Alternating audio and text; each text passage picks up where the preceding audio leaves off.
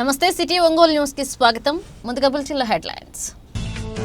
సింగరాయకొండ మండలం పాకల గ్రామంలో జరిగిన ఎన్టీఆర్ సామాజిక పింఛన్ భరోసా కార్యక్రమంలో పాల్గొన్న రాష్ట్ర మంత్రి డోలా శ్రీ బాల వీరాంజనేయ స్వామి. అర్హులైన ప్రతి ఒక్కరికి పింఛన్లు అందచేయడమే టీడీపీ లక్ష్యమని వెల్లడించిన మంత్రి డోలా.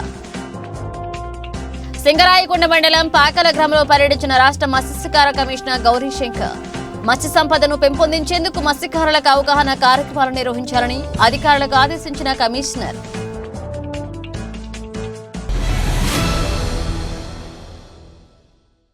వివరాల్లోకి వెళితే రాష్ట్ర సాంఘిక సంక్షేమ శాఖ మంత్రి డోల బాల వీరాంజనేయ స్వామి కొండేపి నియోజకవర్గం సింగరాయకొండ మండలం పాకల గ్రామంలో జరిగిన ఎన్టీఆర్ సామాజిక పింఛన్ భరోసా కార్యక్రమంలో పాల్గొన్నారు. ప్రతి నెల 1వ తేదీనిచ్చే పెన్షన్ పంపిణీ కార్యక్రమంలో భాగంగా పాకలలో జరిగిన పెన్షన్ పంపిణీలో మంత్రి స్వామి పాల్గొని స్వయంగా లబ్ధిదారులకు పెన్షన్ అందజేశారు. రాష్ట్ర ముఖ్యమంత్రి చంద్రబాబు నాయుడు ఆయా నియోజకవర్గాల్లో జరిగే పెన్షన్ల పంపిణీ కార్యక్రమంలో ప్రజాప్రతినిధులు తప్పనిసరిగా పాల్గొనాలని ఆదేశాలు జారీ చేసిన సందర్భంగా నేడు జరిగిన కార్యక్రమంలో మంత్రి బాల వీరాంజనేయ స్వామి పాల్గొన్నారు. ఈ సందర్భంగా లబ్ధిదారులను ఆప్యాయంగా పలకరిస్తూ వారి సమస్యలను తెలుసుకుంటూ మంత్రి వారితో కొంతసేపు ముచ్చటించారు.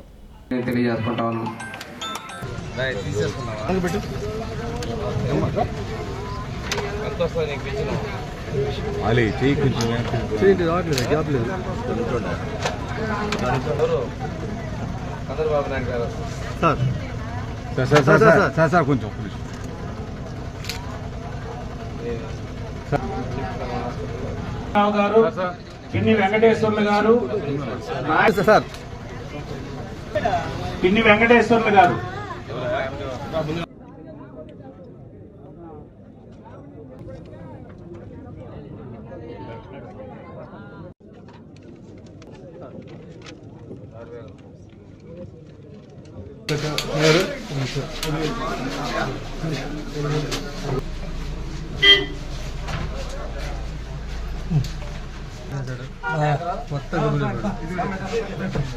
$15,000 డబ్బులు చంద్రబాబు నాయుడు ఇస్తున్నాడు. పోయి నెల ఇచ్చారా?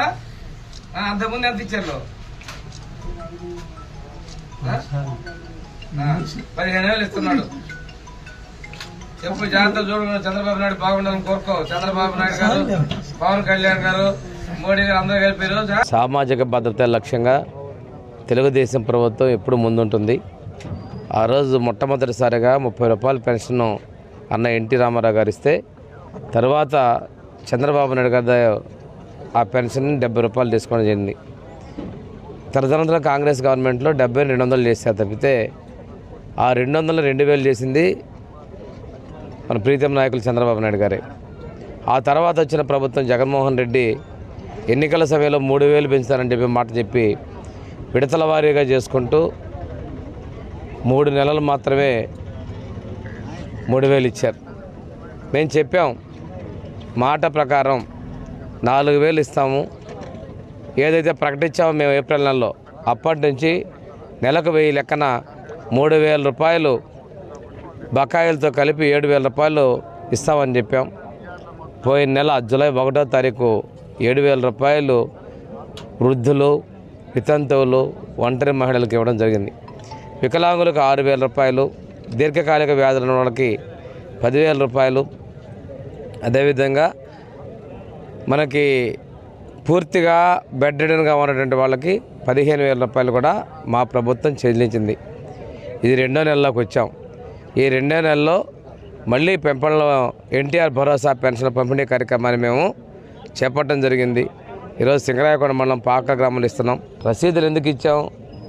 మేము ఇంత అమౌంట్ పెడుతూ కూడా నీ బొమ్మలు ఉన్న పుస్తకాల్లో మా పథకం ఎక్కువ ఇచ్చాం కాబట్టి రసీదులు ఇస్తున్నాం. మీకు అమౌంట్ ముట్టినయ్యి అని చెప్పడం కోసం క్రాస్ చెక్ చేయడానికి ఉద్యోగుల ద్వారా చేస్తున్నాం. ఇంకొక చరిత్ర చెప్తున్నాను. నేను గ్రామ వార్డు సచివాలయ శాఖ మంత్రిగా కూడా ఉన్నాను.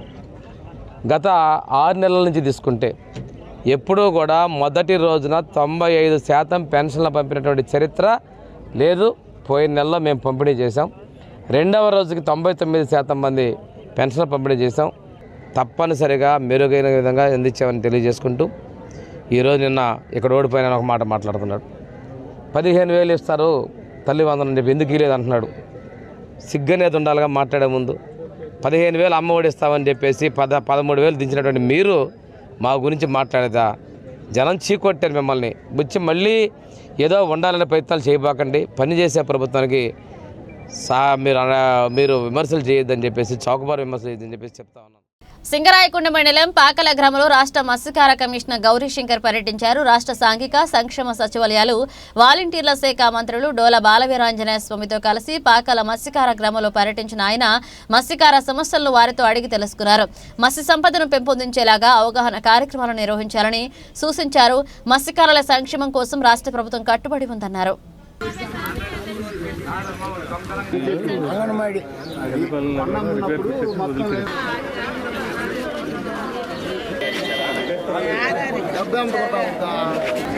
ఎప్పుడు ఇచ్చారు? ఎన్ని రెగ్యులర్ గా ఉంది చేయలేదా?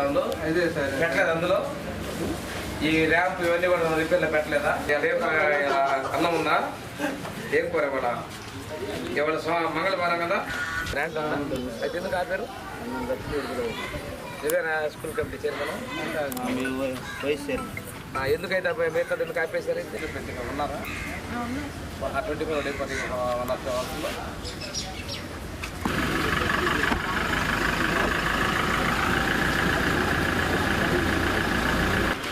నా పేరు కూర్చోబెట్టి ఉన్నారు గోళం ఇది.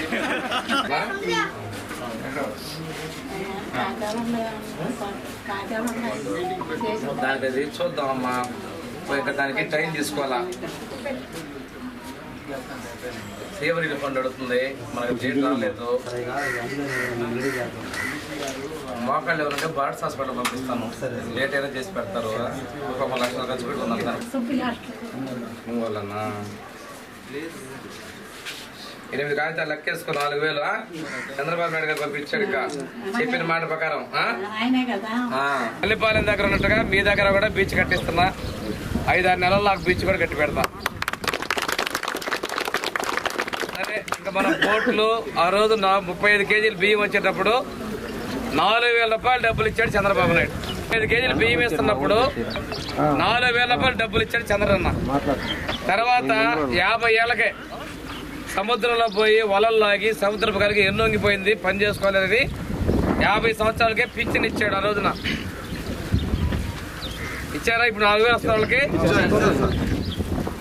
వాళ్ళకు కూడా 4,000 రూపాయలు డబ్బులు ఇచ్చాం ఆ రోజు. మనం వీళ్ళు ఎత్తేసారు. నీకు ఆటో వద్దని డబ్బులు ఎత్తేసారు. మనం అందరికీ రేపు 20,000 ఇవ్వబోతున్నాం.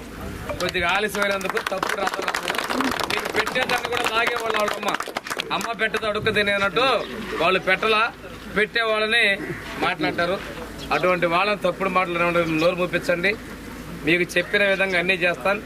ఈ రోడ్లు కూడా నేను ఆ రోజు మీకు చెప్పాను, రోడ్లు వేపిస్తాను, బీచ్ కట్టిస్తానని చెప్పాను. ఆ రోజు వర్షంలో కొంచెం చూసినప్పుడు చెప్పించాను. ఏడకాడ తెగిపోతాయి అంటే తర్వాత మనం ట్రాన్స్ఫార్మర్ పెట్టించాను అనుకుంటా. ఇంకేం కావాలి మీరు అడిగితే? కరెంట్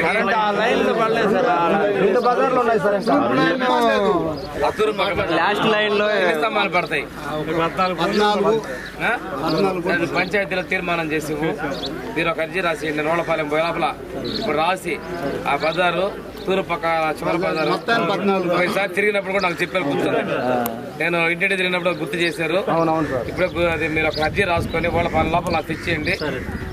ఇప్పుడు రాసి సంతకాలు పెట్టి తెచ్చేయండి. నేను ఒక ఇంజనీర్తో మాట్లాడి రాష్ట్ర ప్రభుత్వ సామాజిక భద్రత కింద వృద్ధులకు, దివ్యాంగులకు, ఒంటరి మహిళ, దీర్ఘకాలిక వ్యాధిగ్రస్తులు, ఇతర పింఛన్దారులకు ఆగస్టు నెలలో అందిస్తున్న ఎన్టీఆర్ భరోసా పింఛన్ పంపిణీ కార్యక్రమంలో జిల్లా కలెక్టర్ ఏ తమీం అన్సారియా పాల్గొన్నారు. ఒంగోలు నగరంలోని కబాడిపాలెం, తూర్పు క్రిస్టియన్ పాలెంలో అధికారులు, వార్డు సచివాలయ సిబ్బందితో కలిసి పింఛన్ సొమ్ము చేశారు. అనంతరం జిల్లా కలెక్టర్ గుంటూరు రోడ్లో పోతురాజు కాలువను పరిశీలించారు. అనంతరం సమ్మర్ స్టోరేజ్ ట్యాంక్ 1-2లను ఫిల్టర్ బెడ్స్ ను పరిశీలించి వివరాలు మున్సిపల్ ఇంజనీరింగ్ అధికారులను అడిగి తెలుసుకున్నారు. అనంతరం జిల్లా collector Koppolu sewerage treatment plant ను పరిశీలించారు. కలెక్టర్ వెంట ఒంగోలు మున్సిపల్ కమిషనర్ జస్వంతారావు, ఇంజనీరింగ్ అధికారులు, వార్డు సచివాలయ సిబ్బంది పాల్గొన్నారు.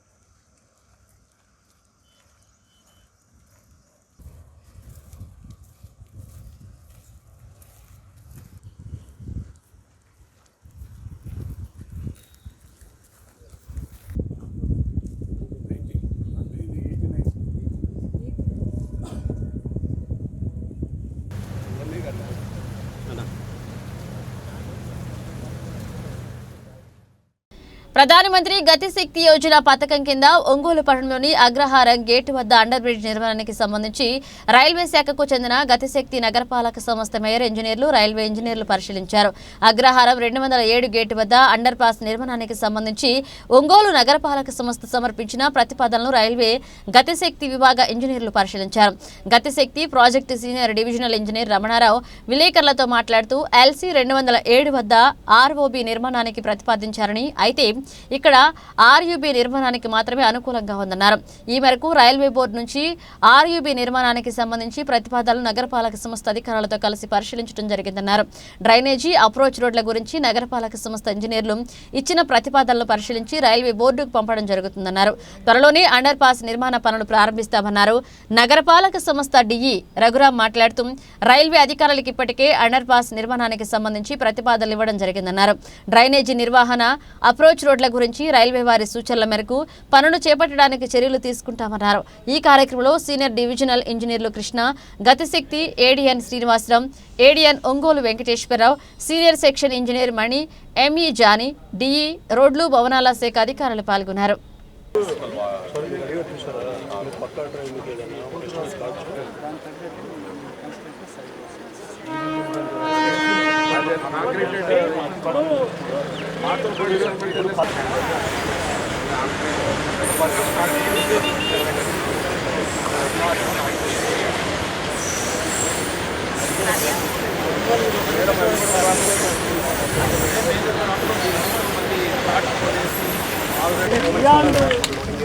అది అట్లీస్ట్ ROB సైడ్ రోడ్డు అన్నీ చెప్పడానికి ఏది మన RUB కంప్లీట్ అయింది. ఇది బయటకి ముందుకెళ్తే కాలం ఉంది.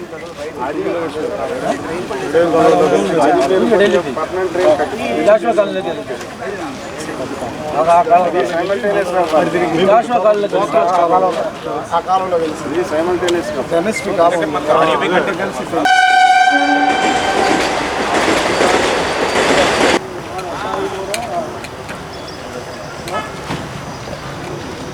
మా గంట ఏదైతే ఉందో ఈ అప్రోచ్ రోడ్లో వచ్చే సిల్క్ అంతా అందులోకి వెళ్తారు. అది ఎప్పటికప్పుడు వర్షానికి ముందు క్లీన్ చేసి పెడుతున్నాం. అది పెట్టడం వల్ల ప్రాబ్లం అవుతుంది. కింద